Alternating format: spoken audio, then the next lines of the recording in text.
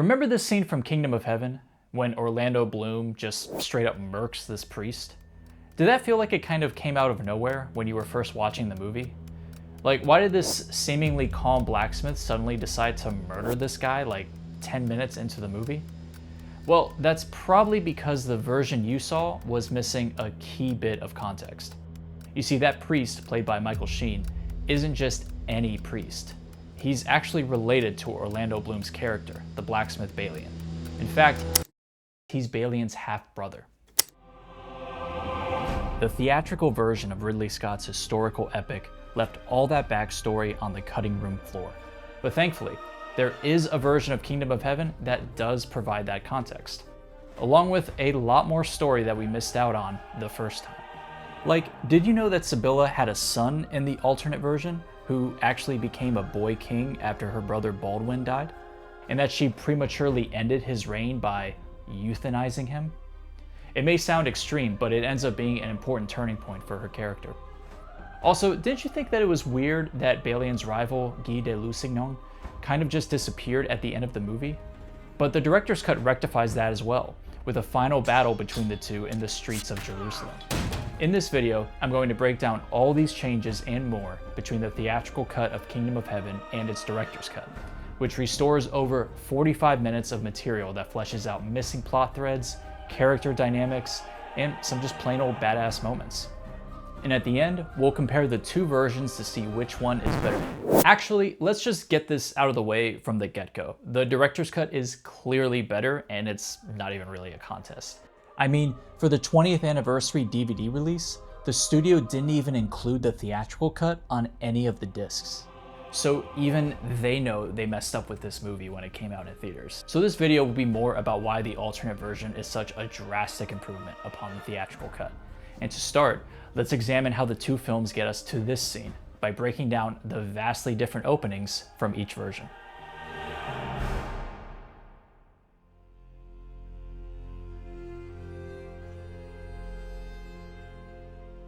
The differences between the two cuts of Kingdom of Heaven are apparent right from the very first scene, where we see the priest and a couple of gravediggers burying Balian's wife, who committed suicide. In the theatrical cut, we see the priest steal the cross off the dead woman's neck before a group on horseback, composed of the knight Godfrey and his crew, ride by. The priest then instructs the diggers to cut off the woman's head since she committed suicide. She was a suicide, cut off her head. But the director's cut extends this scene a bit, giving us some more information. We see the priest find a worm inside an apple he's eating, establishing how hard times are in Europe right now. And when Godfrey's group passes by, his squire doubles back to give the priest some money for a mass for the woman, a hint to Godfrey's chivalric nature, and a sign of just the opposite in the priest as he pockets the money for himself. But at the end, the scene reveals one of the biggest changes in the director's cut. Wait, you've forgotten. She was your brother's wife. She was a suicide, cut off her head. And return the axe. Changes things a lot with his dynamic with Balian, doesn't it? But there's more. Michael Sheen gets several new or extended scenes that give us a better sense of how wicked this character is. Take this scene, which is shortly after the burial, where we observe the priest talking to the local bishop. Again, we see the priest being conniving as he lies to the bishop, saying he did not cut off his brother's wife's head. The burial was... Yes. Yet you did not mutilate the person. No. And once again, he takes the money the bishop gives him for his brother. This scene also gives us some important information about Balian, which we'll return to. But here's the real sequence that should have been kept in. In the theatrical cut, the priest's death scene is the only one-on-one interaction between him and Balian. But here, we get a better sense of what their relationship is like. The priest is hateful and abusive toward Balian and criticizes him for never fighting back. Huh? You always turn the other cheek. That piece of dialogue is key for establishing Balian's reluctance toward violence, which is a defining trait of his throughout the rest of the movie. And then we come to the pivotal scene, which kicks off the rest of the movie. While the basics are the same, the priest gets some extra dialogue here which defines his motivations some more. In the theatrical cut, it seems that he's trying to help Balian move on from this town, as well as redeem his wife's sins by joining up with the knights and embarking on a crusade. which is weird because moments later he taunts Balian about beheading his spouse. But the director's cut makes things clearer. Because the priest is his brother, Balian rightly guesses that the priest would inherit his property if he left for the Crusades. And now, the priest's subterfuge makes more sense. He's not being supportive, he's being greedy, which is more consistent with his character that we've seen so far. And you take my property. The church. You. They would have taken you to Jerusalem. Away from all this. I arranged it. But what of Balian? How does this opening change our perception of him?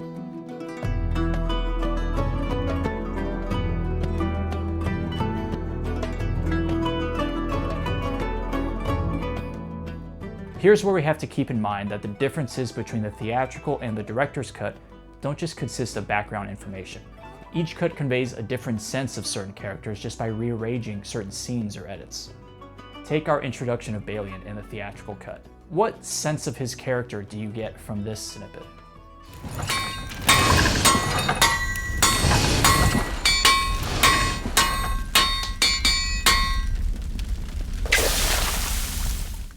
Now, here's how the director's cut introduces him.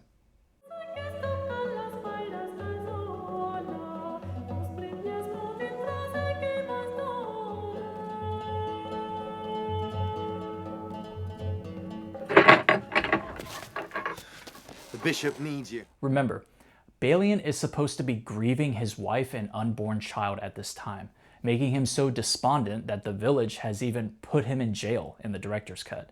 We learned this from the bishop in his scene with the priest, which I talked about a few minutes ago. And this version actually shows him mourning in multiple scenes. First with his vision of her, then later at her grave, where his brother abuses him, and finally when we see him burn a tunic intended for his lost child. This is a man being torn apart by grief, which makes his later deadly outburst toward his brother even more justified. And now here's where I want to take a quick pause and just note that I'll mostly be avoiding the topic of historical accuracy in this video. The director's cut is a little more faithful to the actual events and attitudes of this period in history, but it's not that much more faithful, to be honest. And it feels like a fool's errand to try to judge either version in that aspect. Instead, I just want to focus more on the storytelling differences between the two. Along those lines, I'm aware that while the Balian of Kingdom of Heaven bears some resemblance to the real Balian, in that in real life he did help defend Jerusalem during Saladin's siege of the city, the film takes plenty of liberties with the character and with the time period itself to tell a story of a commoner rising to become one of the leading figures of the Crusades. But in the theatrical cut, that development was hardly justified. Balian somehow dominates in pretty much every fight he enters in the movie, despite only getting one swordplay lesson from his father, Godfrey. The blade isn't the only part of a sword. Huh. I wonder where he learned that from.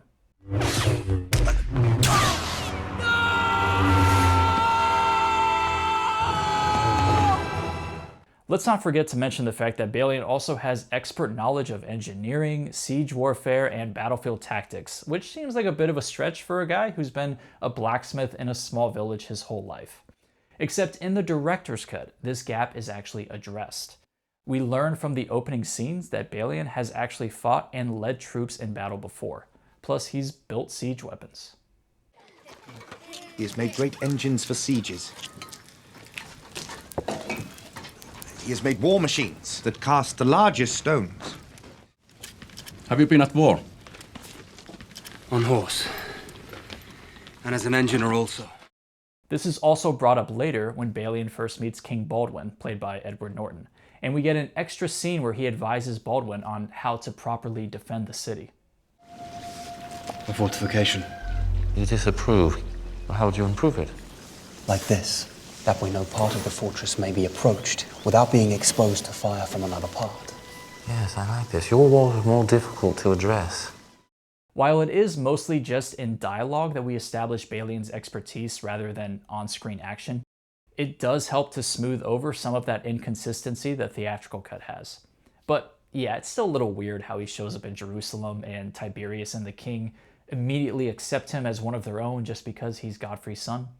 Speaking of Godfrey, in this alternate cut, his character gets a little more time to breathe. pun intended.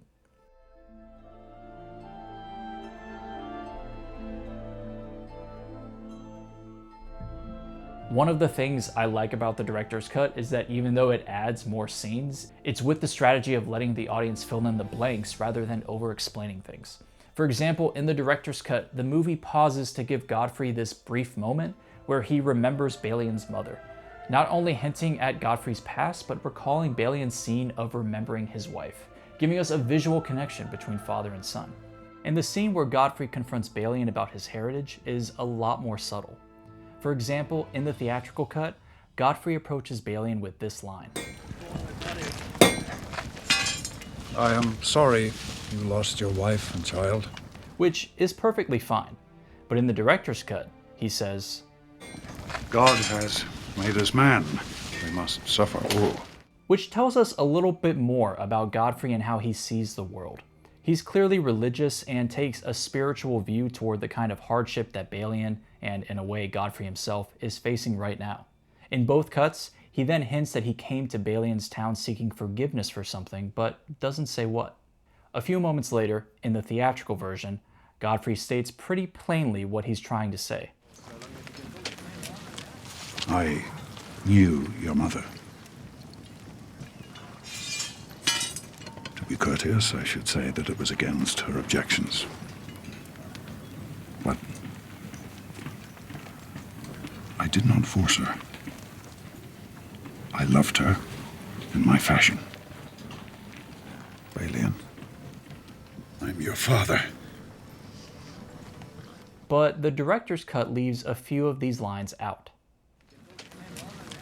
I knew your mother. To be courteous, I should say that it was against her objections. But I was the Lord's brother, and she had no choice. But I did not force her. Some crucial differences here, right? In the director's cut, Godfrey never outright says he's Balian's father, letting us work things out based on what we already know and the glances between the two men. And he also doesn't say he loved Balian's mother in the director's cut, an interesting omission that makes Godfrey less morally upright than he seemingly wants to be. Also, there's just better framing and staging in the director's cut. Take this small moment where Godfrey takes off his cap before confessing the truth to Balian. In the theatrical cut, it's still there, but slightly obscured. The director's cut frames it more clearly, and also bookends the action with Godfrey's new line, I knew your namesake.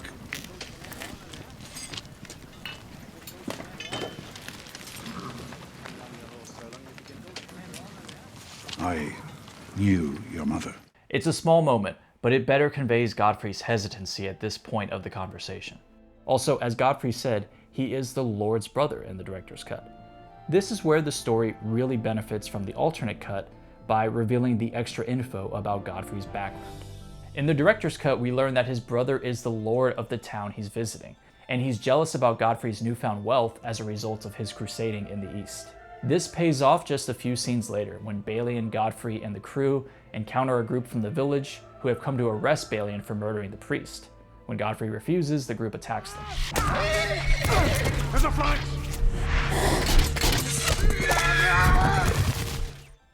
Now, in the theatrical cut, it appears that Jaime Lannister and his underlings are attacking the knights because they refuse to give up Balian.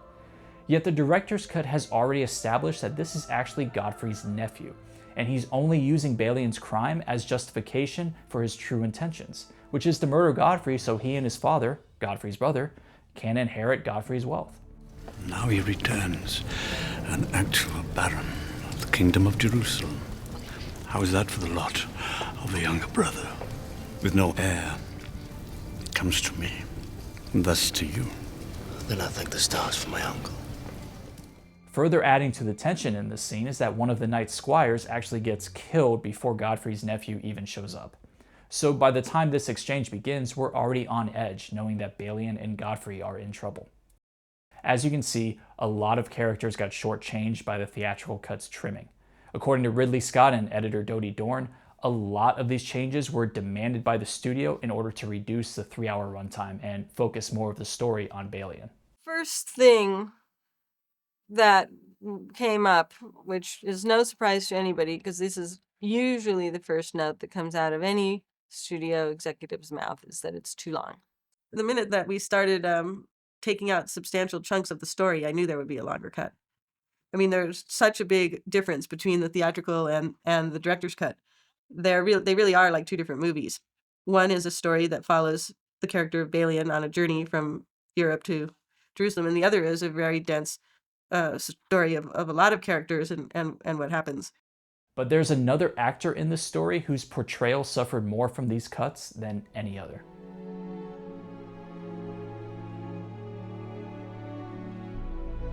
Undoubtedly, the biggest change between the two versions is how the movie portrays Sibylla, the Queen of Jerusalem played by Eva Green. In the theatrical cut, she isn't given a ton to do.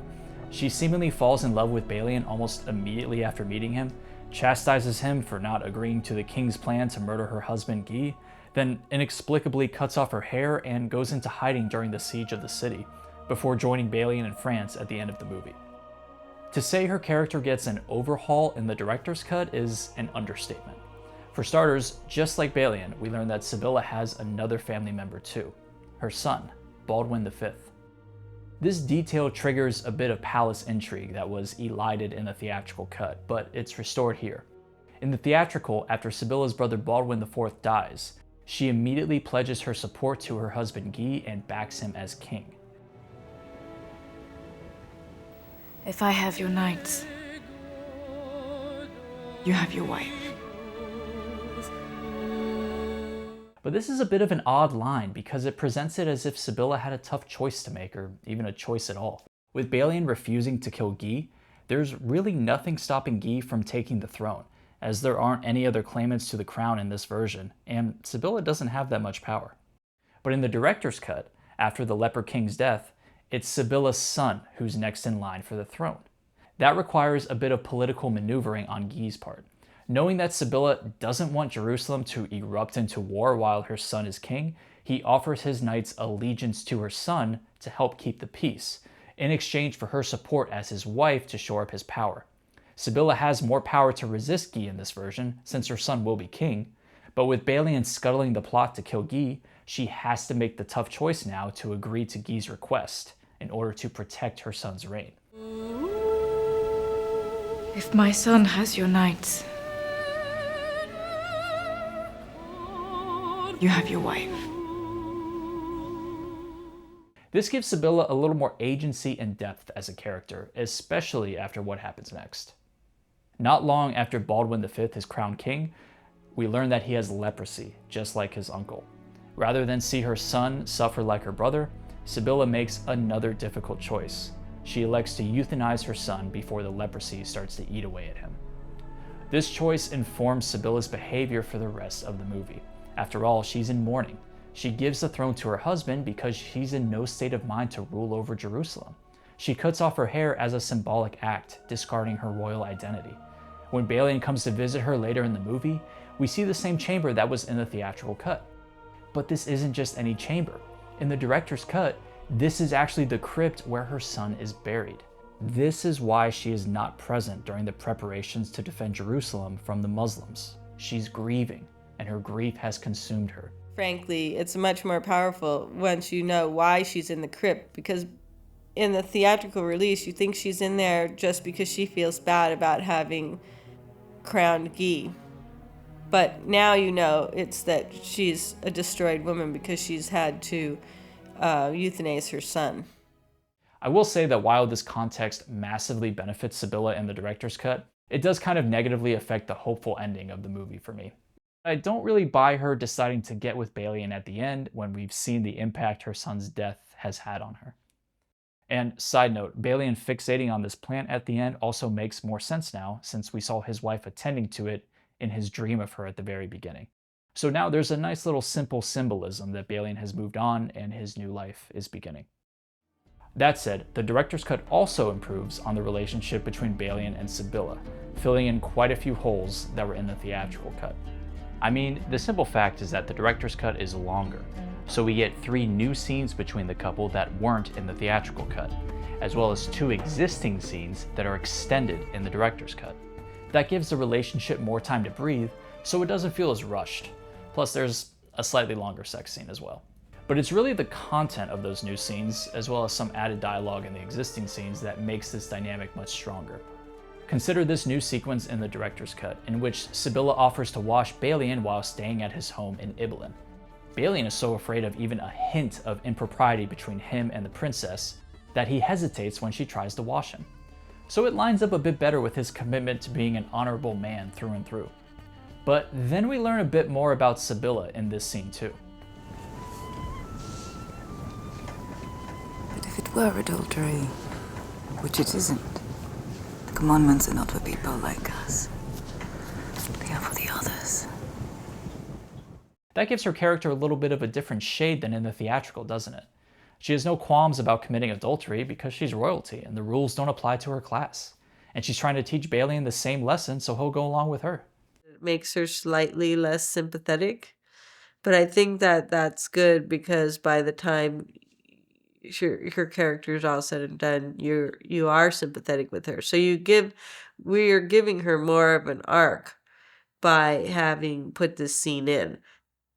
Gives her more complexity, and I think it's also enriches the portrait of the time. We get another taste of this in this scene where she confronts Balian after he refuses the plan to kill Guy. While some of this was in the theatrical cut, in the director's cut, we get a few more added lines from Sibylla indicating how much she desires to hold on to power no matter the consequences. Who are you to refuse a king? I will have power, without Guy or with him. Guy isn't dead at your say-so, my brothers. My grandfather took Jerusalem in blood. I'll keep it the same way, or any way I can. In another scene with Sibylla actually fixes a plot hole in the theatrical. Remember this piece of jewelry Balian's wearing that Sibylla kisses? In the director's cut, we actually see her give him that ring in this scene. Plus, that ring pops up again in this new version, after the battle at Carrack. Balian breaks it out and kisses it in a sign to Sibylla, and Guy seemingly picks up on this moment between the two of them, whereas in the theatrical cut, this is basically just an empty sneer from Guy, with none of that added context. So the love triangle here is definitely more fleshed out, with Guy becoming more aware of and angry at Sibylla's infidelity.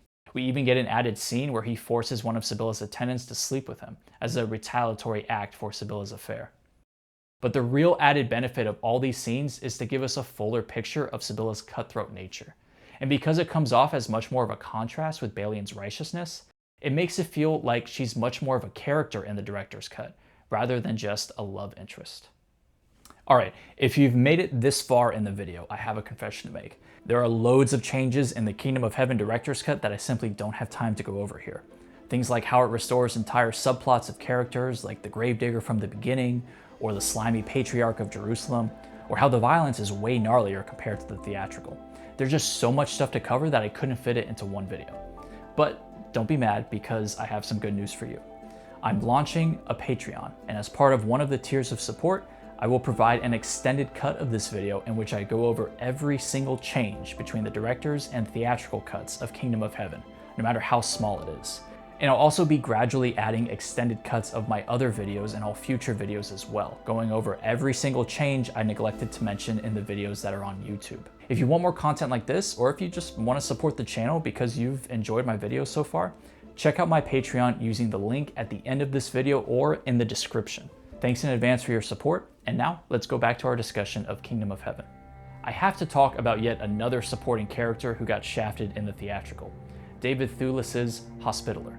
In both cuts of the movie, the Hospitaler acts as a mentor or advisor to Godfrey and later Balian, often representing the moral ideal that Balian is striving toward. In fact, there's a fan theory that the Hospitaler is actually some sort of angel figure, or even God himself, because of his mystical nature throughout the movie. Now, I've put a lot of research and thought into why I think this theory is true, which I'll go over right now, because the filmmakers have never confirmed it. I think it was kept secret from David that he was playing God, or at least some sort of angel. Oh. Well then. I guess he is God. You know what? Never mind.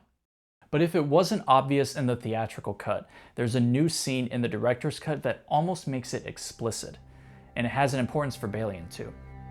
Right after Sibylla's son Baldwin V is crowned king, we see Balian in the desert despondently throwing rocks at a creosote bush, eventually sparking one into flames. This recalls the story of Moses and the burning bush from the Bible, but Balian argues to the Hospitaler that he's just disproved the miracle by triggering the fire himself. Balian is clearly upset about losing Sibylla and losing his faith, not just in religion, but in his moral cause as well. Which is why it's important for the Hospitaler to remind him here that he still has a duty to protect the people of Jerusalem. Do you love her? Yes. The heart will mend. Your duty is to the people of the city. It's a small detail, but it helps to smooth over one of the gaps in the shorter cut. In the theatrical, Balian returns to Jerusalem to help defend the city after he's attacked by 3 of Guy's assassins. It's kind of implied that he returns to confront Guy about the attack, but then when he arrives, he kinda doesn't do that at all, and instead just throws himself into fortifying Jerusalem for no real reason. The Hospitaler's line in the director's cut reinforces why Balian decides to step up as a defender of the city. Meanwhile, toward the end of this scene, a second burning bush ignites on its own, hinting to Balian that perhaps his atheism isn't as rock solid as he believes. And this is further emphasized when he turns around to see that the Hospitaler has mysteriously disappeared all of a sudden. The icing on the cake is the horse getting freaked out, which actually wasn't planned. It was a happy accident that they caught on film. Now, up to this point, I've been talking about all the ways the director's cut improves on the theatrical cut and how almost all of its additions enhance the movie. But here we have to focus on one new scene involving Martin Shokas's Guy de Lusignan that I actually might have left out of the director's cut, and Ridley Scott might agree with me as well.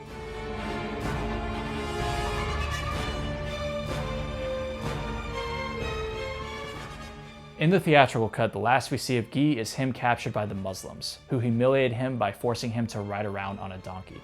But after the fall of Jerusalem, the director's cut adds a final confrontation between Guy and Balian. It's a beautifully shot, gritty sword duel in the streets of Jerusalem, and to be fair, it pays off quite a bit of setup. We get Guy placing his sword against Balian's throat, just like he did earlier in the movie, and Balian assumes the guard of the hawk, just as Godfrey showed him. And crucially, after Balian wins the fight, he diverges from what his father would have done. Much earlier in the director's cut, there's a brief moment after the battle in the woods where Godfrey and his men speak to a captive, who says he's the son of a nobleman and thus must be kept alive. Godfrey and his crew ignore this, and in kind of a comic bit of violence, impale him on the head. Here, we see Balian face a similar situation, but instead of murdering Guy like his father did to the nobleman, he decides to spare his life, maintaining his principles we've seen throughout the movie.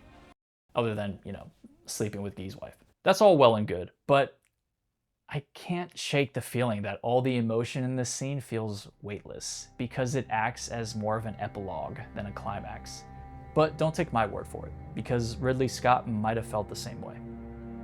Ridley was really deliberating whether he should shoot it even at all, because he felt like it, from a movie moment point of view, there's already been the truce, and Guy is so kind of over, and we've already been through this huge battle, and why do we have to have Balian give Guy his comeuppance? He's already been trotted around on a donkey half naked. I mean, he's a total nothing. So that's one way to look at it. Rise at night.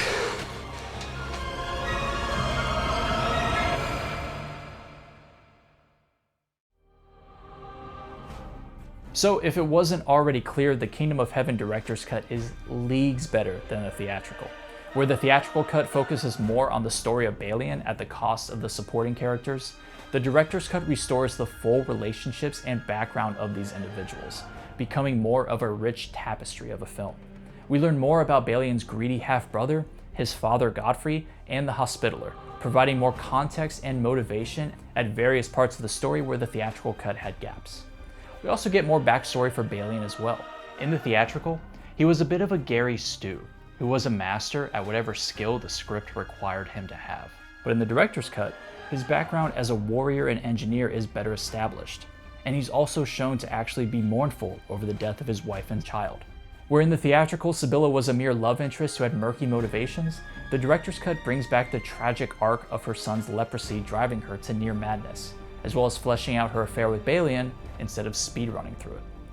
Of course, sometimes for me, the director's cut does go a little overboard, such as adding the final fight with Guy and Balian that feels unnecessary when it comes so late in the story. And sometimes you can definitely feel the pacing flag with all the new scenes where the theatrical cut felt a little tighter. But those are mostly minor quibbles with what's otherwise a massive improvement. To many people, this movie is a tragic tale of how a studio prevented a filmmaker from realizing his vision and forced him to kneecap his story in the name of doing better box office. But one of the beauties of director's cuts is that they give these stories a second chance to be told the way they were meant to be told. And there may be no better example of their power than the director's cut of Kingdom of Heaven.